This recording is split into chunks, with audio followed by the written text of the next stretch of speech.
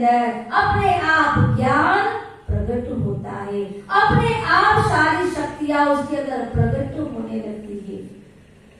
और इसीलिए तो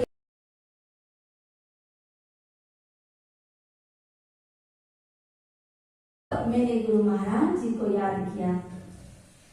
गुरु महाराज जी ने आकर के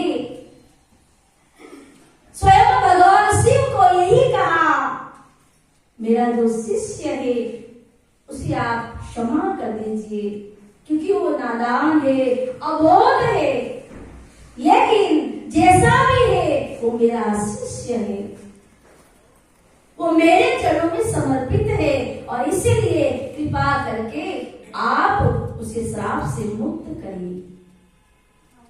तब कहते हैं भगवान शिव ने कहा, मेरा श्राप तो वापस नहीं हो सकता है, इसको लख 84 में जाना ही पड़ेगा। लेकिन लख 84 में जाने के बाद वो बहुत ही कम समय में वो इस चक्र से छूट जाएगा। लेकिन कहते हैं उनकी जो गुरु भक्ति हृदय में है, उनके हृदय में जो गुरु का ज्ञान है, वो भक्ति और ज्ञान कभी विस्मृति उसको नहीं होगी।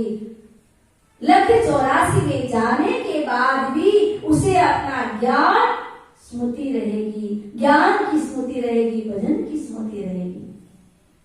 कहते हैं गुरु की कृपा से गरुड़ जी आज में काग योनि में नहीं, अनेक जन्म तक मैं भटकता रहा नरक में, लेकिन गुरु महाराज जी की मेरे ऊपर ऐसी कृपा हुई कि उन अनेक योनि में से मैं मुक्त होता चलता गया, और कागा योनि में आने के बाद गुरु महाराज जी की ज्ञान की शक्ति से, उनकी कृपा से आज मैं इस योनि में भी मुझे वो भजन स्मृति नहीं है, आज भी मुझे वो भजन याद है, आज भी मुझे ज्ञान याद है, अभी भी मैं गुरु की उस कृपा को भुला नहीं पाया हूँ। और उनकी ही देन है कि काका योनि में आने के बाद भी मेरे अंदर वो ज्ञान का खजाना भरा हुआ है। वो मेरी नहीं, मेरे गुरु महाराज जी की कृपा है। उन्होंने गुरु की इतनी महिमा गाई, क्यों? क्योंकि जब कागभूषण जी को गुरु का महत्व समझ में आया, तब गुरु महाराज जी को प्रेम करने लगे। क्योंकि जो भक्त गुरु से प्रेम करने लगता है, उनके हृदय के अंदर अपने आप ज्ञान प्रकट होता है, अपने आप सारी शक्तियां उसके अंदर प्रकट होने लगती है।